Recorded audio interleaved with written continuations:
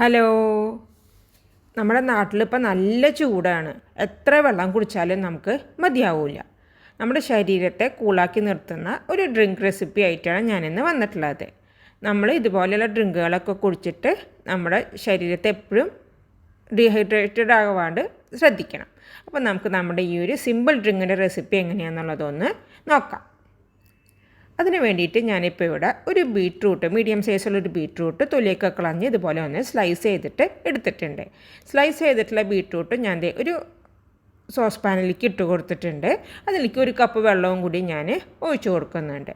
ഇനി നമുക്കിതൊന്ന് നന്നായിട്ട് തിളപ്പിക്കണം. ഒരു 2-3 മിനിറ്റ് നമ്മൾ തിളപ്പിക്കണം കേട്ടോ. അപ്പോഴാണ് ആ ബീട്രൂട്ടിൻ്റെ ആ ഒരു ടേസ്റ്റൊക്കെ ഒന്ന് പോവുള്ളൂ. ബീട്രൂട്ടിന് ചിലപ്പോൾ ഒരു മണ്ണിൻ്റെ ഒരു ചുവ ഉണ്ടാവില്ലേ, അത് പോകണമെന്നുണ്ടെങ്കിൽ ഒരു 2-3 മിനിറ്റ് നന്നായിട്ട് തിളപ്പിക്കുക. എന്നിട്ട് നമ്മൾ തീ ഓഫാക്കിയതിന് ശേഷം ഇത് നന്നായിട്ടിരുന്ന് നന്നായിട്ട് തണുക്കണം കേട്ടോ. നന്നായിട്ട് തണുത്തിട്ടുള്ള ആ ഒരു ബീട്രൂട്ട് ഞാൻ ഒരു അരിപ്പയിൽ കൂടെ ഇതുപോലെ ഒന്ന് അരിച്ചെടുക്കുകയാണ്. എന്നിട്ട് ആ ബീട്രൂട്ടിൻ്റെ പീസസ് ഒന്ന് മാറ്റി വെക്കുന്നുണ്ട്. അപ്പോൾ നമുക്ക് ആ ബീട്രൂട്ടിൻ്റെ വെള്ളം കിട്ടി. ഈ ബീട്രൂട്ടിൻ്റെ വെള്ളമാണ് നമുക്ക് ആവശ്യം. ഇനി ഇതിലേക്ക് നമുക്ക് കുറച്ച് സാധനങ്ങൾ ചേർത്ത് കൊടുക്കണം. ആദ്യം ഞാൻ ഇതിലേക്ക് ചേർക്കുന്നത് പൊടിയായിട്ട് അരിഞ്ഞിട്ടുള്ള പുതിനയുടെ ഇല. പിന്നെ നമുക്ക് ഇതിലേക്ക് ചേർക്കുന്നത് സലാഡ് കുക്കുംബർ ഇതുപോലെ ചെറുതാക്കി അരിഞ്ഞത്. പിന്നെ കുറച്ച് ആപ്പിളിൻ്റെ പീസസ് ചെറുതാക്കി ഇതുപോലെ സ്ലൈസ് ചെയ്തതും ചേർത്ത് കൊടുത്തിട്ടുണ്ട്. നമുക്കിതിലേക്ക് പഞ്ചസാരയാണ് ഇപ്പോൾ ഞാൻ ചേർക്കുന്നത്. നിങ്ങൾക്ക് ഇതിന് പകരമായിട്ട് തേൻ വേണമെന്നുണ്ടെങ്കിൽ തേൻ ചേർക്കുക, അല്ലെങ്കിൽ നന്നാറി സിറപ്പ് വേണമെങ്കിൽ നന്നാറി സിറപ്പ് ചേർത്ത് കൊടുക്കുക കേട്ടോ. പഞ്ചസാര ചേർത്ത് ഞാനിത് നന്നായിട്ട് ഇളക്കി മിക്സ് ആക്കുന്നുണ്ട്. നമ്മൾ പഞ്ചസാര ചേർത്ത് ഇങ്ങനെ ഇളക്കുന്ന സമയത്ത് ആ മിൻറ്റ് ലീഫൊക്കെ ഒന്ന് നന്നായിട്ടൊന്ന് ഉടച്ച് അതായത് അതിലേക്ക് ഇങ്ങനെ നന്നായിട്ട് ആ ടേസ്റ്റൊക്കെ നന്നായിട്ട് കിട്ടുന്ന തരത്തിലൊന്നും നമ്മൾ ഒന്ന് ഇളക്കി ചേർക്കണം കേട്ടോ. അപ്പോഴാണ് ആ ഒരു നമ്മൾ ചേർത്തിട്ടുള്ള ആ ഒരു കുക്കുംബറിൻ്റെ ഒക്കെ ഒരു ടേസ്റ്റും അതുപോലെ മിൻറ്റിൻ്റെ ഒക്കെ ടേസ്റ്റ് ഈ ഒരു വെള്ളത്തിലേക്ക് യോജിക്കുള്ളൂ. ഇപ്പോൾ നമ്മളിത് നന്നായിട്ട് മിക്സ് ആക്കിയിട്ട് എടുത്തിട്ടുണ്ട്.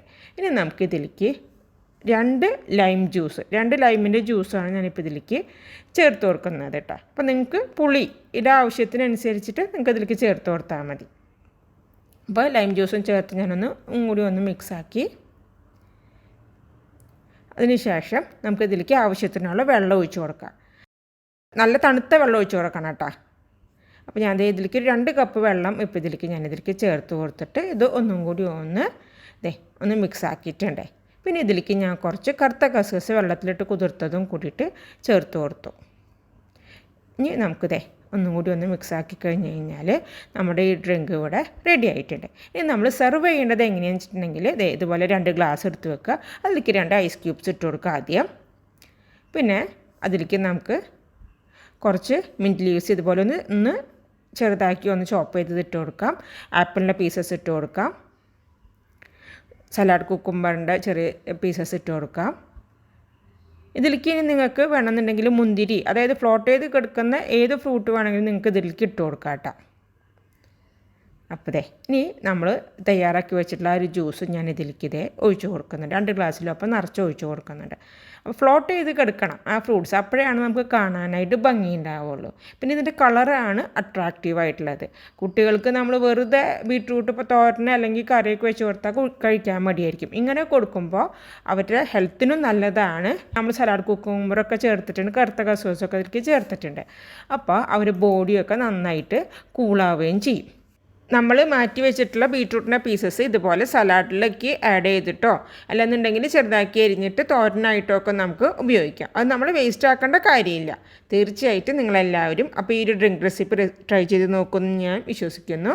ഇഫ്താറിനൊക്കെ സെർവ് ചെയ്യാവുന്ന ഒരു നല്ല ഡ്രിങ്ക് കൂടിയാണ് കേട്ടോ ഇത്.